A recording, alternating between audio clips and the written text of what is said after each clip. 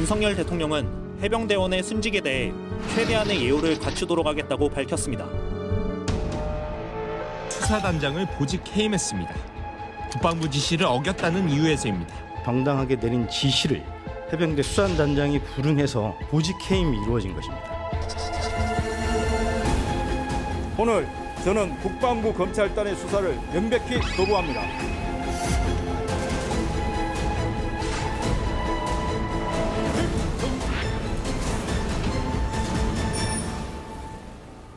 전 해병대 수사단장 박정훈 대령의 변호인 김정민 변호사 모시고 이야기 들어보겠습니다. 변호사님 어서 오십시오. 네, 안녕하세요. 네, 박정훈 대령은 지금 어떤 상태인지 궁금합니다. 본인은 의외로 담담하긴 한데요. 그렇습니까? 네, 그런데 이제 뭐 이 사태 자체가 초유의 사태고 뭐 창군 이래로 이유가 없는 일이다 보니까 물론 힘들으시겠죠. 그런데 생각보다는 무척 잘 견뎌내고 계시고 의외로 그 해병 정신이라는 게 저는 좀 무슨 말씀을 하시나 처음에 이제 선임되기 전에는 그런 말을 했거든요. 그런 생각을 했거든요. 근데 정말 해병 정신이라는 게 있는 것인가? 네. 뭐 그런 저도 요즘은 생각을 많이 갖고 있습니다. 알겠습니다. 예. 필성! 저는 국방부 검찰단의 수사를 명백히 거부합니다. 국방부 검찰단은 적법하게 경찰에 이첩된 사건 서류를 불법적으로 회수하였고 수사에 외압을 행사하고 부당한 지시를 한 국방부 예하 조직으로 공정한 수사가 이루어질 수 없기 때문입니다. 도대체 누가 이 죽음의 책임을 있는가? 저는 제가 할 수 있는 수사에 최선을 다했고 그 결과를 해병대 사령관, 해군 참모총장, 국방부 장관께 대면해서 직접 보고했습니다. 알 수 없는 이유로 국방부 법무관리관으로부터 수차례 수사 외압과 부당한 지시를 받았고 저는 단호히 거절하였습니다. 제가 오늘 왜 이 자리에까지 와 있는지 모르겠습니다. 하지만 다시 그 순간으로 돌아간다고 해도 똑같은 결정을 하였을 것입니다. 대한민국 해병대는 충성과 정의를 목숨처럼 생각하고 있습니다. 저는 해병대 정신을 실천했을 뿐입니다. 조사 보고서가 뭐 핵심인 것 같습니다. 군에서 조사 보고서를 경찰에 이첩하는 것을 보류하라고 했는데 이 지시를 어겼다는 이유로 이제 항명죄 입건이 됐습니다. 이 조사 보고서 어떤 내용을 담고 있는 건가요? 군에서 이제 사망 사고 났을 때 그 원인된 범죄를 수사해서 경찰에 이첩하는 서류죠. 그러니까 그 사단장, 여단장을 포함한 8명이 업무상 과실치사에 혐의가 있다. 이게 핵심이었던 거죠. 이 정황들이 최근 언론을 통해 보도가 됐는데 바둑판식으로 들어가서 뭐 정성껏 탐색할 것이라는 지시가 있었고요. 중요한 것은 장화를 신고 물에 들어가는 건 안 된다라는 건의가 있었음에도 불구하고 복장은 장화로 해라. 이런 지시까지. 군에는 여러 가지 지휘 체계가 이렇게 겹쳐 있지 않습니까? 네. 그럼 사단장은 통상적으로는 일선 부대를 지휘하지는 않습니다. 직접. 장화를 신게 했다, 옷이 어떻다 이런 걸 무엇을 상징하는 거냐면 사단장이 현장에 나가서 그렇게 구체적 지시를 했다는 것은 대대장 또는 중대장과 똑같은 정도로 통제했다. 네. 그러다 보니까 이제 직접 통제했기 때문에 결론적으로 직접 통제했고 충분히 예상할 수 있었고 막을 수 있었다. 굉장히 다양한 요소들을 입체적으로 분석했고 그것은 단장 독자적 판단이 아니라 일단 담당 수사관, 그다음에 외부에 도움을 줬던 법무관, 심지어 이제 경찰과도 다소간의 의견 조율이 좀 있었다는 것 같고요. 많은 분들이 가장 궁금해하시는 게 국방부 장관에게까지 보고가 됐고 재가가 됐단 말이죠. 경찰로 이 수사 기록을 이첩시키는 것이. 그런데 갑자기 뒤집어졌단 말이에요. 이게 왜 그랬을까요? 크게 이제 알 수 없는 거죠. 왜냐하면 거기에 대한 공식 문서가 없지 않습니까?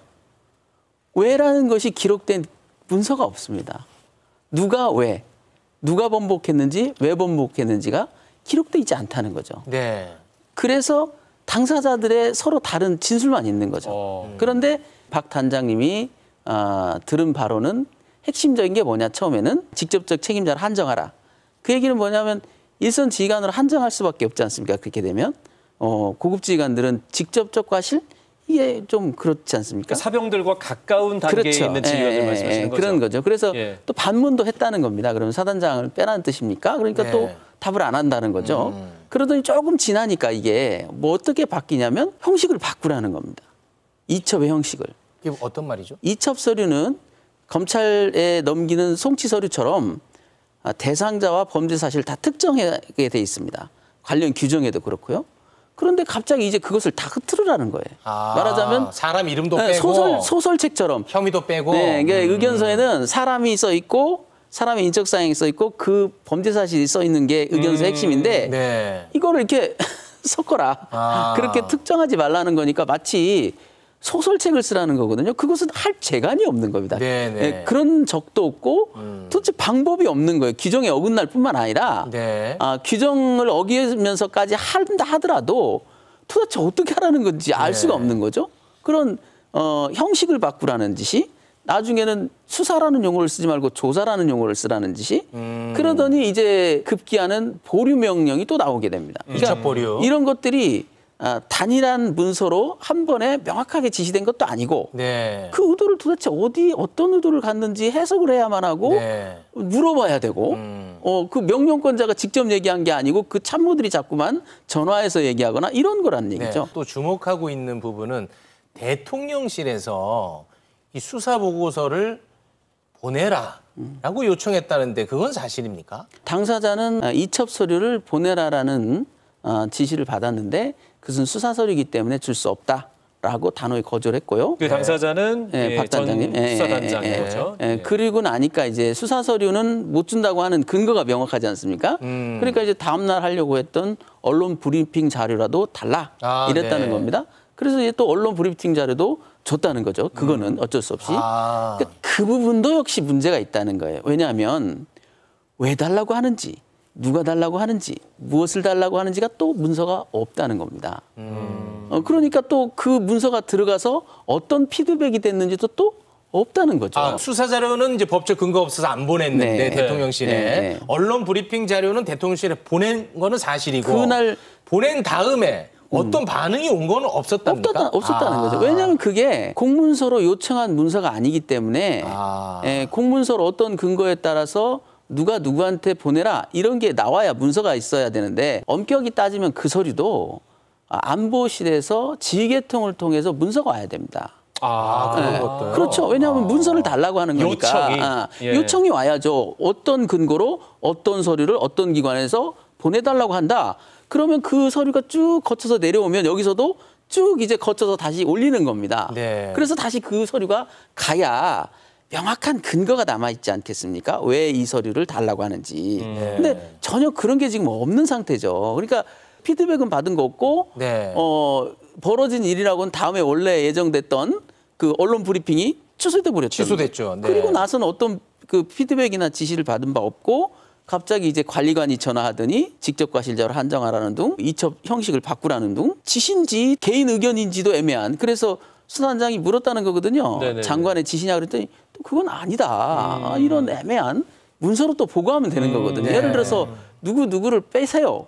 이첩 대상에서 제외하시기 바랍니다라는 문서가 오면 내부 검토를 거쳐서 이건 우리가 이렇게 수사를 완결한 거기 때문에 제외하기는 곤란한 것 같습니다랄지 아니면 거기에 함행해서 바꿨습니다랄지 국가기관의 활동이기 때문에 대화가 문서 형태로 돼야 되는데 그렇지가 전혀 않았다는 거예요. 특히나 그 이첩 형식을 바꾸는 문제는 법령을 완전히 갈아엎자는 얘기거든요. 아니 근데 변호사님 지금 말씀하시는 거 보면 구체적으로 지시를 했다거나 문서가 있다거나 그런 건 아닌 것 같은데 근데 왜 박정훈 전 수사단장은 특정인을 빼라는 외압으로 느꼈다. 그러니까. 왜 이렇게 외압을 느꼈다고. 그러니까 정상적인 형태를 가진 명령이 안 오니까.